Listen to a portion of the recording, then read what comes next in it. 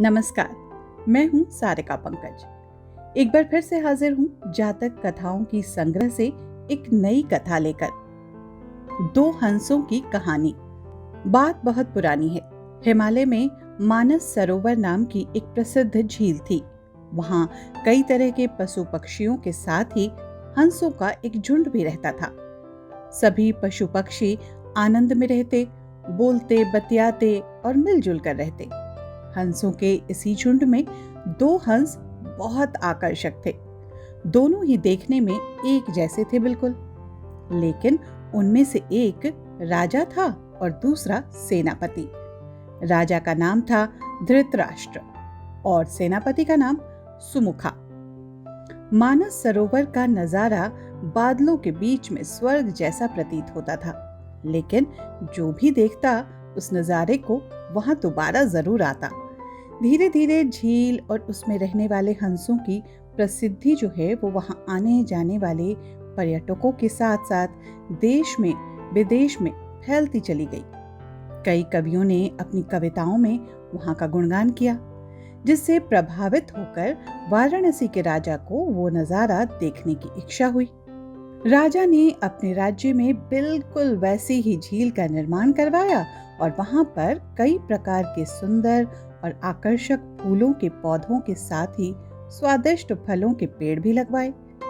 धीरे धीरे वहां सुंदर पशु पक्षी भी आने लगे। तो राजा ने विभिन्न प्रजाति के पशु पक्षियों की देखभाल और उनकी सुरक्षा की व्यवस्था का आदेश भी दे दिया। वाराणसी का ये सरोवर भी स्वर्ग जैसा सुंदर था।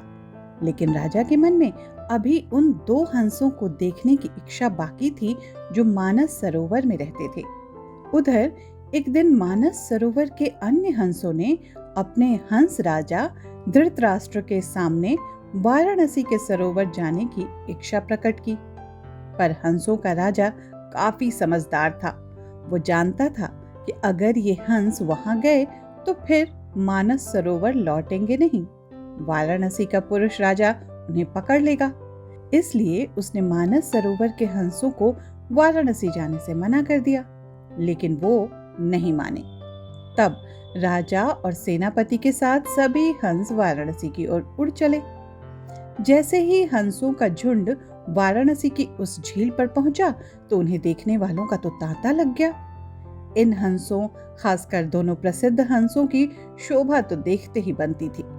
सोने की तरह चमकती उनकी चोंच, सोने की तरह ही नजर आते उनके पैर और बादलों से भी ज्यादा सफेद उनके पंख हर किसी को अपनी ओर आकर्षित कर रहे थे।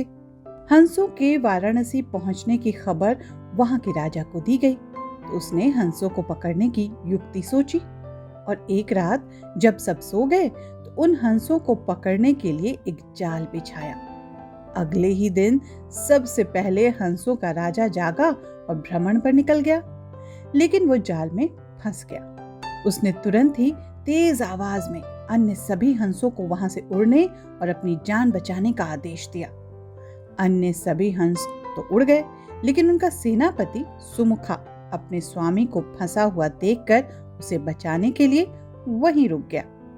इस बीच हंस को पकड़ने के लिए सैनिक वहां आ गए।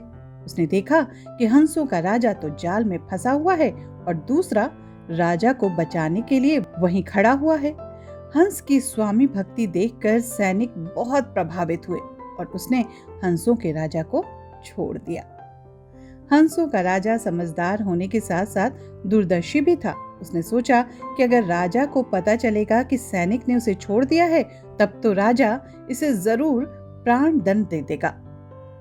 तब उसने सैनिक से कहा कि आप हमें अपने राजा के पास ले चलिए। ये सुनकर सैनिक उन्हें अपने साथ राज दरबार में ले गया। दोनों हंस सैनिक के कंधे पर बैठे थे।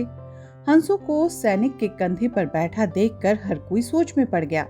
जब राजा ने इस बात का रहस्य पूछा तो सैनिक ने सारी बात सच सच बता दी। सैनिक की बात सुनकर राजा के साथ ही सारा दरबार उनके साहस और हंस सेनापति की स्वामी भक्ति पर हैरान रह गया। सभी के मन में उनके लिए प्रेम जाग उठा। राजा ने सैनिक को माफ कर दिया और दोनों हंसों से आदर के साथ कुछ और दिन वाराणसी में ठहरने का निवेदन किया। हंस ने राजा का निवेदन स्वीकार किया और कुछ दिन वहां रुककर वापस मानस झील चले गए। इस कहानी से हमें क्या शिक्षा मिलती है? किसी भी परिस्थिति में अपनों का साथ नहीं छोड़ना चाहिए। याद रखेंगे ना ये बात? बिल्कुल, जातक कथाओं का उद्देश्य ही यही है। जातक कथाएं बौद्ध धर्म में काफी सम्मानजनक स्थान रखती हैं।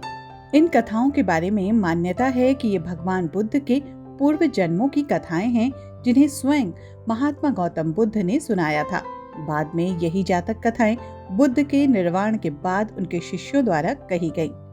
सच्चाई चाहे जो भी हो, इतना तो तय है कि इन्हें विश्व की प्राचीनतम लिखित कहानियों के रूप में जाना जाता है। इन जातक कथाओं की संख्या लगभग 600 है और इन्हें बौद्ध धर्म ग्रंथ त्रिपिटक के सुत्त पिटक के खुद निकाय के 10वें भाग में सम्मिलित किया गया है। मैं सारिका पंकज इन्हीं प्रेरक जातक कथाओं में से कुछ चुनी हुई कहानियों के साथ आपके समक्ष हर शनिवार को आती हूँ। इन कहानियों का उद्देश्य मनोरंजन के माध्यम से जीवन में नैतिकता, सत्य और धर्म की ऐसी सीख देना है जिससे मनुष्य बेहतर बन सके। शायद इसीलिए इनमें मनुष्य के अहंकार, उसके लालच और झूठ पर तीखा व्यंग मिलता है। जातक कथाओं की इस कड़ी में आज आपने सुना छठी कथा, दो हंसों की कहानी, और सीख तो आप जरूर याद रखेंगे। अगले शनिवार को मिलती हूँ नए किसी सीख के साथ। तब तक के लिए दीजिए अनुमति। नमस्कार।